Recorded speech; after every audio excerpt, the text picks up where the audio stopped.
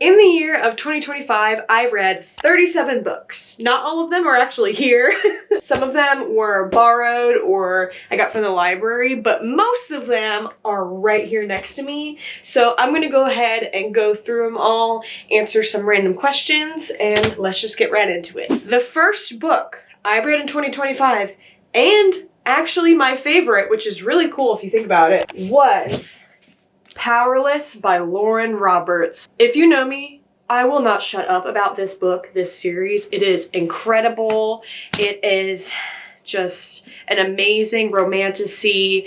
Kai is also my favorite book boyfriend still. It has the girl boss energy. It has Hunger Games essence in it. It has the poetic romance. It is YA. It is incredible. These are the other ones I have read. So the second one is Reckless, then you have Fearless, and then there's a novella that is during Powerless, so it's like a side character during this. You know exactly how it happens, but if you know, you will cry. So this actually came out, I think, like when I got this book. I hadn't read it yet, but this came out before the second. But I ended up, when I finished this, I ran to Target. It was like 8 p.m., raining outside, storming, and I was like, I need the second book right now because she ends on a cliffhanger. So I did just that and read Reckless. So personally, I would recommend, if you want to read these, doing these two, then Powerful, then going into Fearless. That's just me. The second novella I have not read yet because I have yet to find a copy that is white like this in the hardcover. So I want the two novellas to match. Isn't that crazy though? Powerless was my first book of the year and also my favorite. So yeah, love her. I will not shut up about these books. The last book that I read in 2025 is Strange Sally Diamond. This was great. I rated it a 3.8.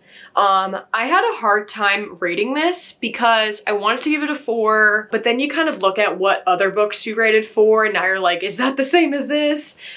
This is really good. Definitely read trigger warnings before you pick it up. It's very dark, it's compelling. My only thing with it was, so it like goes back and forth in time, and like I've gotten used to that as I've gotten more into reading, but the thing is it's dual narrative, like as you get further on, and it's the person's perspective and then the year next to it. And that's kind of where the time got confusing to me, because sometimes it's like 1989, then it goes back to 1985, and then so that plus the dual narrative got kind of confusing at times, especially because they'll tell a story in that chapter that's from a different year. But that's only like a couple chapters that are like that. That's really why it wasn't a 4, was because of that. But again, that's 0.2. Like, it's still really good read. Again, check trigger warnings though before you pick this up. I'm trying to pick up my next book to talk about and then they keep falling on me and it's a mess. Anyways, my unfortunate least favorite book of the year. Yeah, my thing with this book is, one, the cover like gives you absolutely nothing. I thought, you know, it's probably like any of the other romances with the summer vibe, you know, whatever. It's not that. Yeah, the beginning is great. I was laughing out loud, like it's really funny, but then it just took a turn, and it was not a turn that I was fond of. And that's all I'm gonna say. Yeah, this is my 1-star read of the year. The writing is good. Just plot-wise, not my favorite. I would say the book that I probably read the fastest was A Freida McFadden, Are We Surprised? No, and it was The Housemaid. If you are looking for your first thriller to read, pick up this one. Even just book to read in general. Like, these chapters, like this is chapter 2, and then it's literally, you flip twice and then you're on chapter 3. Like, they're all super duper short. You will eat it up. It is so fun. And if you haven't seen the movie that just came out literally this month, you can read this and then watch it. Or if you watch it, then read it. They did an amazing job. The movie, if you liked it, is basically just like the book, except for a few things at the end are different. But yeah, I mean, I finished this so quick. I would almost say that for the Powerless series too, but the books are way longer. Like, I think the Powerless series if it was a Saturday, I read for like literally 6 hours straight. That obviously was like 10 out of 5 star. It was incredible. But this, being it's shorter than that, definitely I would say I read this the quickest. That's actually not my shortest book though, believe it or not. My shortest book was the Shawshank Redemption novella, which I don't have with me right now because my friend is borrowing it. But that is like only 160 pages or something like that. I did read it slower, but it wasn't like a, oh my gosh, this book is dragging. It was a really good book. I've seen the movie, so I knew it was coming. It was just incredible. So if you like Shawshank Redemption, that is a really good one to pick up if you're trying to get back into reading as well. The longest book that I read was, let me get this girly out, Iron Flame, which, are we surprised? Because of one, how popular it is, and two, she's over 600 pages. Yeah, definitely a great read, obviously. It's the frickin' Fourth Wing trilogy. I have not read Onyx Storm because one, I don't want to read it and then have to wait all this time for the next one. But also the last like 100 pages of this book took me way too long because I kept having to reread it and be like, wait, what? Honestly, this is a very unpopular opinion. I feel like this should have been a duology, in my opinion, because there's a huge battle at the end of this, and I feel like it could have just ended. I don't know. It just got way too confusing. It felt rushed. Like, this could have, honestly, it could have been a trilogy of just these two, and then split this up in half. I don't know. My opinion's not the only opinion, but these are both really good, obviously. But yeah, that's like my only thing. I feel like it could have easily just been these two without adding the ending to this one. If you know, you know. I like happy things, okay? Anyways, that's all I'm gonna say. I also read the Once Upon a Broken Heart trilogy by Stephanie Garber. I mean, look at her. So the funny thing about this, these are the UK covers. And usually, if you see online, a lot of people say that they prefer the US covers over the UK covers. They just look better, whatever. This series is actually the exact opposite, which I love for the UK. Go UK. But this is beautiful. So I got this one on Amazon when I ordered it because I wanted it. And then I tried to get these two on Amazon, but they only either came as a set or you could only get different colorings of this same vibe of the UK color. But I wanted them all to match because I wanted them to all be pretty in pink. So I got this one, or these were both from eBay from two different sellers.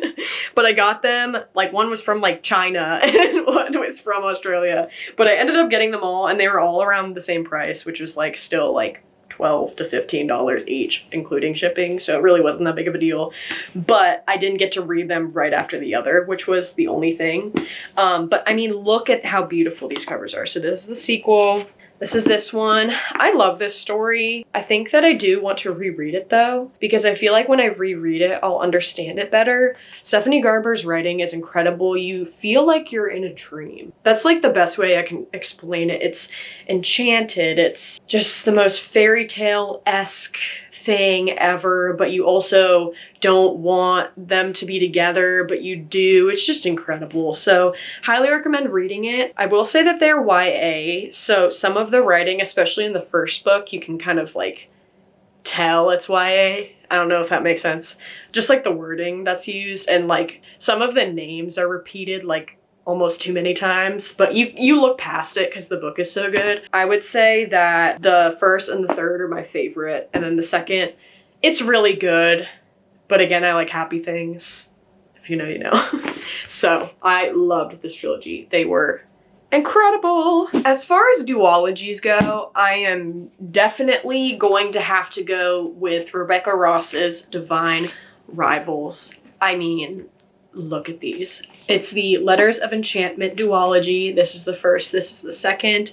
This cover art is, I love it. It's beautiful. The only thing that I noticed, I said this in my cover tier list video, like it's definitely where I got it from, but like I had to tape the covers because they're too, or the dust jacket, because it's too like big for it, and it was really bothering me while I was reading. But I mean, look at this. This is the most beautiful, and it's, the camera won't even do it justice either. You'll have to see in person, but I've noticed that as I've continued reading, I love more of a, well, I love romantasy, but I also love more of a poetic romance story, and I think that's why I love Powerless and the Letters of Enchantment series the most, because they do have the more poetic side to a romance, which I really enjoy. So I would say for category-wise, my favorite romances were Powerless, Letters of Enchantment. I did really like the romance in The Very Secret Society of Irregular Witches. For a while, it doesn't really happen, but the build is so sweet. I definitely recommend it in the fall. But yeah, it's a found family, very, very cute story. I haven't read the sequel yet, but yeah, it's super cute. I don't think the sequel is like the same people. I think it might be people in the same world, but I do want to read that next fall. After that one in the fall, I read What You Gonna Do. This was so unserious. I loved her. I picked it up in Barnes & Noble and just like giggled. It was really funny. So unserious. If you need like a break book, this is perfect. Yeah. It's just great. Definitely not YA. It looks like it could be YA based on the cover, but it's not. Now, getting back to The Housemaid, I did notice that I didn't talk about the sequel. I have read The Housemaid and The Housemaid's Secret. I have not read the third and the novella. I don't really feel like I need to. I really, really enjoyed the sequel a little bit more than the first, actually, which I'm very pleased about. This one, I mean, I was on a roller coaster. She was a roller coaster, but a very easy, indulgible roller coaster. This was indulgible, but more complex. She was a grade up, if you know what I'm saying. They're just fantastic. Frida, fantastic. We'll definitely be reading more Frida this year. Now, unfortunately, I did have 2 books this year that I heard people rave about and were like, you have to read this, you have to read this. And I wouldn't say disappointed. I was just, I don't know. It wasn't like I thought it was gonna be. I liked them. They were great, but they just weren't what I was expecting. The 2 were Just for the Summer by Abby Jimenez and Love in Other Words by Christina Lauren, which, if you didn't know, Christina Lauren, it's 2 different authors named Christina and Lauren. That's a fun fact. I heard that the other day. I thought that this was going to turn into my favorite love story, and it's really cute, don't get me wrong. It's definitely up there. The only problem I have with this book is that every single chapter you go back and forth in time, which, as I said earlier, I'm getting used to, but it was because it was such a huge jump that it gave me kind of a whiplash. Again, really good. I think that if I reread it, which I do plan on rereading, I will appreciate it more because I know the story and it'll be less confusing for me. And it wasn't even confusing. It was just like a whiplash. I don't know. I had to read it slower, but because I think I had such high hopes for it being my favorite read, it kind of let me down a little bit. But again, it's literally just because of how it was structured. The next one, Just for the Summer, I really liked this book. It was great. I just thought it was going to be a cute summer romance. And it was. It had deeper meanings in it, which Abby Jimenez does a really good job. She works with licensed therapists and all the things to really get deeper things like correct. I like a romance that's a lot easier, almost like a break book, because it's just happiness. And because of that, this was just not for me. This book honestly taught me what I like in romance books, which is good. It's a great book. I always recommend it to people, but I do say, like, you kind of have to go into it with the idea that it's not like a light romance, if that's what you're looking for. Some of my other favorite romances from this year that were kind of more my speed were The Baby Dragon Cafe. Kind of like What You're Gonna Do. You don't take it too seriously at times, but it's super cute. It's a Baby Dragon Cafe. Like, come on. okay? And then another one is Better Than the Movies. This was a cute high school romance. Yeah, I liked it. It was really cute. Another one I would recommend to a lot of people. I don't think that it had enough depth for me, and that might be because it was a high school romance. It almost felt like too distant from now because I'm 25 years old. Still a really cute read. Oh my gosh, The Seventh Year Slip. Come on, people. This was great. I loved this book. It's whimsical, it's adorable. This girl's aunt's apartment goes back in time 7 years, but it's not like every day, it's not every year, it's random times, and then she meets a guy through that, and it's just, it's beautiful. It's a great book. It's another one that I do want to reread. I think that I'll understand it and appreciate it more when I do reread it. Oh my gosh, Practice Makes Perfect. I freaking love this book. If you want one that doesn't have a lot of like conflict and just like a cute romance, read this. I didn't read When in Rome before this. I didn't know it was a trilogy when I got it, and then I got it and saw it on Goodreads. I was like, we'll see. But really, really sweet. Highly recommend. It just reminds me of like the rom-coms you watched in the early 2000s. It's just so sweet and I love it. And then Wild Love by Elsie Silver. Now, this one also does not have a lot of conflict. It's very easy to read. It's definitely spicy. I don't think I will continue the series. I enjoyed this book. But yeah, I don't think I am longing to read the others. But yeah, definitely spicy, easy to read, not a lot of really conflict. That's Wild Love. How did I forget? The Last Letter by Rebecca Yarros. Okay, I went into this thinking I was going to sob. I definitely almost got there, okay? At different points in the book. Also, can we appreciate how beautiful this is? It's a signed edition. Beautiful, beautiful. We love her. It was a very emotional book. It was giving almost like a Nicholas Sparks story vibe. It was very powerful, very emotional. The romance was impeccable. It was just the ending was not for me personally. It was a great book, but I feel like the ending, it was sad, but because it felt so detached from the rest of the story, I just felt like it wasn't needed. What do I have last here? Let me get all the other ones. Let's get right into it. Daisy Jones and the Six. Loved it. Taylor Jenkins Reid. This is my first Taylor Jenkins Reid book. It's in Reese Witherspoon's book club. It's great. It's an iconic book. I will say that it took me a while to get used to the way it was written because it's almost in like, but as you see, it's like interview format as you read it. It's kind of a twist on the Fleetwood Mac story with Stevie Nicks. So it's not like that specifically told, but it's the same vibe as that band and what went on. So Daisy Jones and the Six, I think I rated it like a 4 out of 5 stars. Shadow in the Glass, man. This disappointed me. It was a good book. I don't like unhappy things. It was a retelling of the story of Cinderella, essentially, but it's like a dark. Like, I wanted it to be a happily ever after vibe the whole time. And I think it's also because I read this right after Powerless, which also was not fair, I don't think. But, so that's that one. We Were Liars, I think I read right after Daisy Jones in the Summer. It was fine. It was really, really easy to read. It looks like it's a lot bigger than it is because there's all this in the back of it. But like it stops at like 240 pages or something like that. So if you're looking for like a quick mystery, that's a good one. Perfect Marriage by Geneva Rose. Loved this. This is incredible.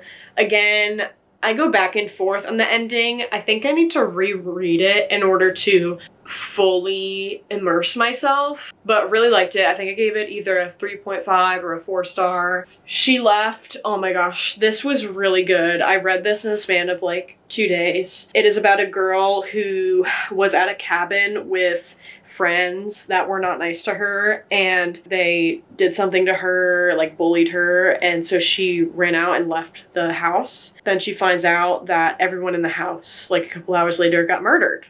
So, very, very interesting, great read, great mystery. Oh my gosh, I completely forgot. I read the Selection series. I only read the first 3. I found this in a little free library. Read her, loved. It is about, it's kind of giving like Bachelor vibes. There are 35 girls competing to like marry the prince, essentially. I think that if I read them when I was younger, I would have liked these 2 better. There was just too much drama for me. I'm not like a huge drama person. I rated this one the highest for sure.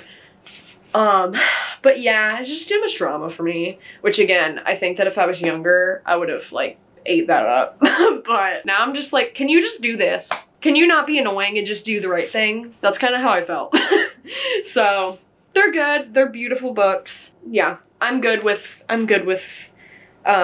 being done with them. I'll keep them though to definitely give them to others if they want to read, and they're beautiful. Let me look at what books I don't have with me that I haven't talked about. I was gonna get out my reading journal, but it's still in the process of being updated. I would love to flip through it and be like, this is what I read. Because I just really got into it, so now I want to update all the 2025 that I started on. Oh, The Hunger Games I got from the library. Impeccable. It's the freaking Hunger Games. That was great. My only thing with The Hunger Games was that I want Peeta and Katniss to just like be happy. And I don't like how at the ending she's like, no, we're not dating. But I knew that going into it. I think I gave it like a 4.75. I'm just stubborn, okay? Icebreaker, the plot was really good. Really liked it. Too much spice. Yeah, it was just way too much for me. Oh, Then She Was Gone. I also got that from the library. That was really good. When I think of a thriller mystery kind of deal, it's exactly kind of what I picture. So yeah, that was really good. That was out of my TBR jar pick. It started with The Hunger Games, then I did Then She Was Gone, and then my third one, which I'll read in 2026, is One Dark Window. I am very, very excited to read that one. But yeah, those are all the books I read in 2025. I had a great reading year, as you can see. My goal was 7 books and I read 37. I did 7 because last year I read 6. I think my goal for next year will probably be, I want to say 26 for 2026, but it might just be 40 because I feel like that makes sense also. Or maybe 50, but I don't want to force myself and speed it too much. We shall see. But yeah, hope you guys enjoyed this video. I hope you guys have an amazing New Year's Eve and New Year's Day, and I will see you guys next time for another video. Bye, everybody.